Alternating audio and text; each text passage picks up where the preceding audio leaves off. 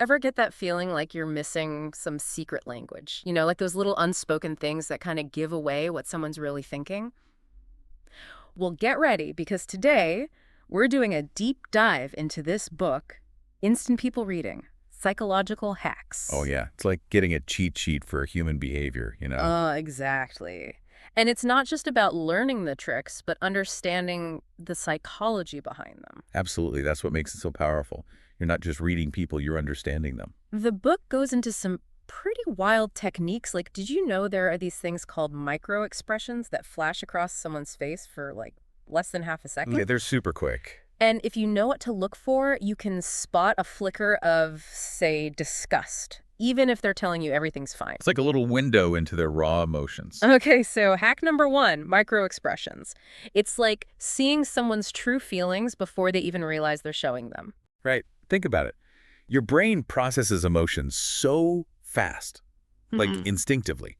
And before you can even control your reaction, it's already on your face, even if it's just for a split second. So someone could say they're not bothered, but their face tells a totally different story. What are some of the micro expressions we should be looking out for? Well, some are pretty universal.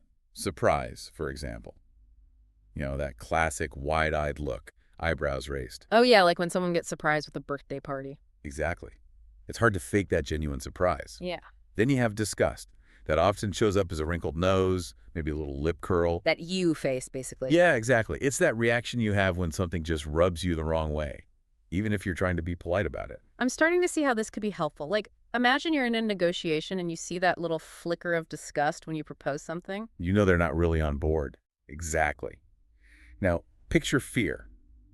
Think of that deer in the headlights look.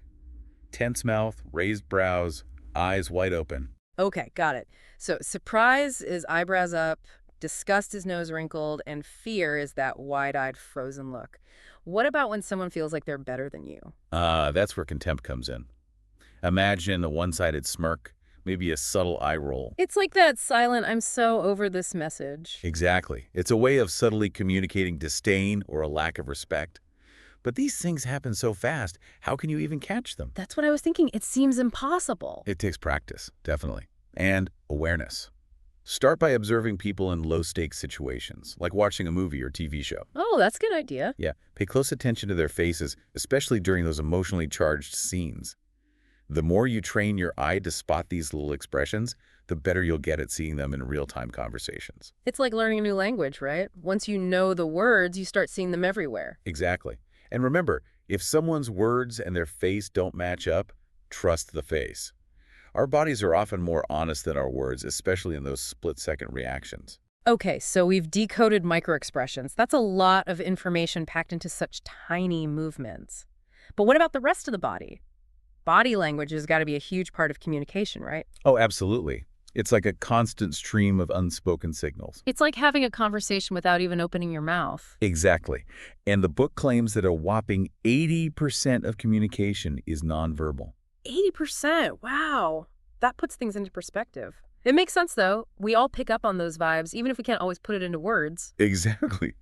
You can choose your words carefully, but your body often reveals your true feelings, like an involuntary truth serum. Like when someone says they're fine, but their arms are crossed tightly, that's classic defensiveness, right? Right. Crossed arms, crossed legs, it often means someone's feeling closed off, Hmm. maybe uncomfortable, maybe resistant to the conversation. On the other hand, leaning in, that signals interest, engagement. It's almost like a physical representation of how open or closed someone is, literally. Exactly. Now, have you ever noticed someone, like, fidgeting during a conversation? Tapping their fingers, playing with their hair, shifting in their seat? Oh, yeah, all the time, especially if someone seems nervous or bored. Right. Fidgeting can be a sign of nervous energy, boredom, maybe even discomfort. So, not always dishonesty, but definitely a sign that someone isn't totally at ease. Exactly. It's about noticing those subtle shifts from their usual behavior. Now, here's one that might surprise you. Pay attention to the feet. The feet. Really? What can you tell from someone's feet? Well, think about it. If someone's feet are pointed toward you, it generally means they're interested, engaged. But if they're pointed towards the door, They're ready to bolt. quite possibly, it often indicates a desire to escape the conversation, even if they're not aware of it. Okay, I'm definitely going to be checking out people's feet from now on. It's amazing how these little things can be so revealing. It is, isn't it? Now let's talk about mirroring. Have you ever noticed how when you're really connecting with someone, you start mimicking their body language Ooh. without even realizing it? Oh, absolutely. Like if they lean forward, I find myself leaning forward too. That's mirroring. It's a subconscious sign of connection, empathy. We naturally mirror people we like, admire, feel comfortable with. So if you see someone mirroring you, it's a good sign. Exactly. Like a silent dance of rapport. And on the flip side, if someone's constantly avoiding mirroring you, leaning away, it could signal a lack of connection or maybe discomfort. Okay, so with body language, we've got crossed limbs for defensiveness, leaning in for interest, fidgeting for discomfort, feet for escape plans, and mirroring for connection. Our bodies are so expressive. Absolutely. And the book emphasizes that the feet and hands are often the most honest parts of the body. Really? Why is that? They're harder to control consciously, Mm-hmm. so they tend to leak the truth, even when someone's trying to put on a certain front. So if someone says they're on board with an idea, but their feet are pointed towards the exit, maybe time to rethink things. Exactly. It's all about paying attention to those mismatches between words and nonverbal cues. This is giving me a whole new awareness of how I interact with people. But what about the voice? I've heard tone of voice can be just as revealing as body language. You're absolutely right. Our voices are incredibly expressive, even when we're trying to control our words. I can totally see that. So what are some of the red flags to listen for? Like, let's say someone is saying all the right things, but their tone of voice just feels off. Well, pay attention to any sudden changes in pitch. Could be a sign of a shift in emotion, excitement, nervousness, maybe even deception. Think about how your voice might squeak if you're caught off guard, or how it might deepen when you're trying to sound more authoritative. Right. It's like our voices betray those subtle emotional shifts. Exactly. Now imagine someone who suddenly starts speaking slower, more hesitantly, with lots of pauses. It's like they're choosing their words very carefully, maybe trying to hide something. You got it. Slower speech with pauses can suggest that someone is thinking things through, maybe because they're uncertain or trying to conceal something. On the flip side, if someone starts talking really fast, almost rambling, that could signal anxiety or nervousness, right? It could. Rushing through their words could be a sign they're uncomfortable or worried about being caught in a lie. And then there's that overly enthusiastic, high-pitched tone that just feels fake. Oh, I know exactly what you mean. Like that salesperson who's trying way too hard to be excited about a product they clearly don't care about. Exactly. Fake enthusiasm is often a red flag, that someone's true feelings don't match their words. They might be trying to force a connection or mask their disinterest. These are such great tips. It's amazing how much information we convey through our voices, even without realizing it. It really is. And here's a pro tip from the book. Pay close attention to someone's tone of voice right before and right after you ask a specific question. Oh, interesting. Like, did it change? Exactly.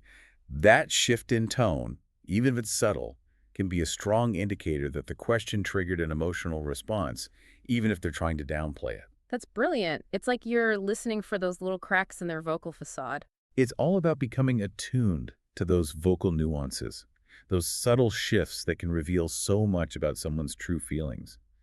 And speaking of shifts, that brings us to our next hack, which is all about understanding someone's baseline and looking for deviations from that norm. Okay, I'm intrigued. Tell me more about this baseline and shift technique. So everyone has a natural baseline, the way they typically act when they're relaxed, comfortable. It's their default setting. So if someone is usually super animated and talkative and then suddenly becomes quiet and withdrawn, that would be a big shift from their baseline. Exactly. It suggests a change in their emotional state. Something might be bothering them, or they might be trying to conceal their true feelings. It's like their body is giving them away, even if their words are trying to maintain a certain image. Exactly. The book uses a great example. Imagine someone who normally speaks in a calm, measured tone. But when a specific topic comes up, their voice starts to rise. They talk faster, or they avoid making eye contact. That sudden shift from their baseline is a huge clue that something's up. Exactly. It's like a red flag that their emotions are heightened. And it's worth paying closer attention to what triggered that shift. This is fascinating. I'm starting to see how these different hacks all work together, like pieces of a puzzle, to build a more complete picture of what someone's really thinking and feeling. You're getting it. It's about recognizing that communication is multi-layered, We have to pay attention to the words, the voice, the body language, even those fleeting micro-expressions to get the full picture. So we've covered microexpressions, body language, and voice tone. That's a lot to take in. It is. But there's one more fascinating hack we need to explore. It's called the mirror effect. Okay, tell me more. It's all about that uncanny phenomenon where we unconsciously mimic the behavior of people we like or feel connected to. Oh, yeah, I've definitely experienced that. Like when you're hanging out with a close friend, you just naturally fall into sync with their energy and mannerisms. Exactly. Yeah. It's like our bodies are subconsciously trying to build rapport by aligning with those we feel drawn to. The book highlights some specific mirroring behaviors to look out for. For instance, if someone leans in while you're talking and you find yourself leaning in too, that's mirroring in action. Or if they touch their face and you unconsciously do the same. Exactly. Even subtle things like matching someone's speech pace or volume can be a form of mirroring. It's like an unspoken dance of connection. So if you notice someone mirroring you, it's a good indicator that they're feeling comfortable and connected with you. Precisely. It's like a subtle form of flattery, like saying, I like you and I feel at ease around you. And on the flip side, if someone consistently avoids mirroring you, leans away, it could signal a lack of interest or maybe discomfort. It's amazing how these subtle cues can reveal so much about our subconscious feelings. Now, I have a question for you, dear listener. Have you ever noticed people mirroring you? What might that tell you about how they perceive you? It's a fascinating thing to think about, isn't it? It is. Are they reflecting your body language, your tone of voice, your word choices? It could be a sign that they're feeling engaged, drawn to you, or maybe even see you as a leader or someone they want to impress. And remember, all these hacks are most powerful when you use them together. It's not about spotting one isolated cue, but noticing a cluster of signals that point to a particular emotion or intention. This is all so insightful. I feel like I'm already starting to notice these subtle cues in my own interactions, but how can we be sure we're not misinterpreting these signals? Are there any pitfalls to watch out for? That's an excellent question, Mhm. and it's one we'll dig deeper into in our next segment. Okay, sounds good. We'll talk about how to avoid common people reading mistakes, how to interpret nonverbal cues in context, and how to use these skills responsibly and ethically. I can't wait. Welcome back. I'm still thinking about all those amazing people reading hacks. It's like a whole new world, you know? It really is fascinating how much we reveal without even realizing it. So, in this part, let's put these hacks to the test in some real-life situations, the kind we all encounter. Okay, sounds good. Like, how about spotting a liar? I think we've all been there, right? Where you get that gut feeling someone isn't being totally straight with you. Oh yeah, definitely. And these techniques can be super helpful in those situations. Yeah. The key thing is lying creates this inner conflict. You know, it's stressful to keep up a facade, and that stress often shows up in nonverbal cues. So their body might betray them, even if their words are carefully chosen. Exactly. One of the biggest giveaways is that mismatch between what they're saying and their body language. Like someone might say, of course I believe you, but their face shows a flash of contempt or their body language is all closed off. That's that classic words versus face thing, Yeah. right? Trust the face. Right. Now think about those signs of anxiety we talked about. A liar might fidget more, touch their face or neck a lot, avoid eye contact. They might also do things with their words, like adding extra details to their stories or repeating the question before they answer. It's not just what they say, but how they say it and how their body reacts while they're saying it. Exactly. It's all about noticing those inconsistencies. A liar might also have changes in their voice tone. Oh, yeah, like how? They might speak faster or hesitate more, or their voice gets higher or shaky. But couldn't that just be nerves or shyness? How do you know it's deception? That's a great question. And that's why it's important to consider the context, you know? Look for a bunch of signals, not just one thing. Like, if someone is usually a confident speaker, but then they get all hesitant and avoid eye contact when you bring up a certain topic, that could be a red flag, especially if it comes with other signs, like fidgeting or inconsistencies in their story. So it's like you're building a case, looking for several clues that point to dishonesty. Right. And remember the baseline and shift technique. If you notice a sudden change in someone's tone or body language when you blow up a specific thing, it could mean they're feeling anxious or trying to hide something about that topic. Like their body spills the beans, even if their words are trying to cover it up. Exactly. Okay, so we've got some good strategies for spotting a liar. What other social scenarios can these hacks help us with? Well, how about figuring out romantic interest? Ooh, good one. I think we've all been there, trying to decode those signs of attraction. Is there a surefire way to know if someone is interested? Well, no magic formula, but nonverbal cues can definitely give you some hints. Yeah. Mirroring, for instance, is a big one. When someone's into you, they often subconsciously copy your body language, gestures, even your tone of voice. It's like they're saying, I'm on the same page as you, without actually saying it. Exactly. It's a way of building rapport, Yeah. creating that sense of connection. And pay attention to their eyes. Someone who's attracted to you will often hold your gaze a little longer or look at you more than they look at other people. What about dilated pupils? I've heard that's a sign. It is. Dilated pupils happen when we see something we like. It's involuntary, like our eyes are widening to take it all in. So if their eyes are literally sparkling, that's a good sign. It could be. And don't forget body language. Someone who's interested might lean in when you're talking, point their feet towards you, find excuses to touch you, even if it's just a quick brush on the arm. Yeah, those little touches, it's like they're testing the waters, seeing how you respond. Exactly. It's a way to gauge your comfort level, your interest. Pay attention to their overall energy, too. Someone who's into you will often seem more animated, more lively when you're around. They might smile more, laugh easily, make an effort to keep the conversation going. That's like their whole vibe changes when you're there. Right. It's that spark, that connection you can almost feel when two people are attracted to each other. But remember, just like with any of these cues, it's important to look at the whole picture, not just one single sign. So we're looking for mirroring, eye contact, dilated pupils, leaning in, little touches, and a boost in their energy. It's like a romantic interest checklist. Well, not exactly a checklist, but more like a pattern of behavior. Mm. It's about seeing those signs that suggest genuine attraction. This is so helpful. I feel like I'm starting to pick up on these things already. Okay, so we've talked about spotting liars and romantic interest. What other situations can these hacks help us with? Let's think about navigating those tricky social situations in general. Meeting new people, going to social events, dealing with difficult people. Those can be tough. Any tips for using these hacks to make those situations easier? Absolutely. First of all, remember the power of just observing. When you're in a new social setting, take a minute to just watch the dynamics of the group. Mm. Who's talking to who?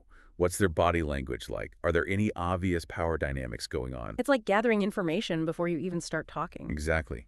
By watching the nonverbal cues, you can get a sense of the social hierarchy, the mood of the group, and the key people you might want to connect with. Okay, so once you've got a feel for the situation, how do you approach those individual interactions? Well, remember, first impressions are important.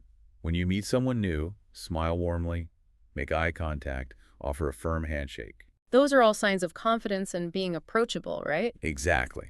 It sets a positive tone for the conversation. And pay attention to how they respond. Do they smile back? Do they hold your gaze? Do they give you a firm handshake in return? Those are all good signs. They're open to talking to you. What if they don't do those things? Does that mean they're not interested? Well, it could be. Or they might just be shy or uncomfortable. Don't take it personally. Just adjust your approach. Try to find some common ground. So don't give up right away. Right. And one way to build rapport is to try mirroring subtly. If they lean back, you lean back a little. If they speak softly, lower your voice a bit. It's like you're syncing up with them, creating that sense of connection. Exactly. And really listen to them. People love to talk about themselves, so ask open-ended questions and show that you're genuinely interested in what they have to say. Make them feel heard and understood. Right. And while they're talking, pay attention to their body language and tone of voice. It'll give you clues about how they're feeling and help you respond in a way that makes sense. Okay, that makes sense. But what about dealing with difficult people? You know, the know-it-all, the interrupter, the constant complainer. Those interactions can be so draining. They can be, but these people reading skills can help. One strategy is to stay calm and assertive. Don't let their negativity get to you. It's like having a shield against their bad vibes. Exactly. And use neutral body language. Keep your arms uncrossed. Maintain a relaxed posture. Don't make any sudden movements that could seem threatening. It's about projecting calmness and control, even if you're feeling frustrated. Right. And choose your words carefully. Don't get sucked into arguments or personal attacks.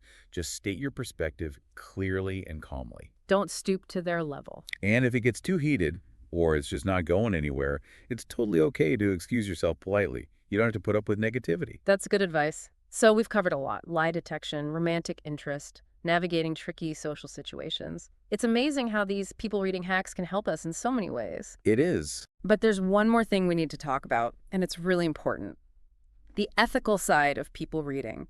We'll explore that in our final segment. That's a good point. These skills are powerful, and it's important to use them responsibly, respectfully. I'm glad you brought that up. And we're back for the final part of our deep dive. It's been a fascinating journey into the world of people reading, hasn't it? But like anything, I guess there's always two sides to the coin. Yeah, you hit the nail on the head.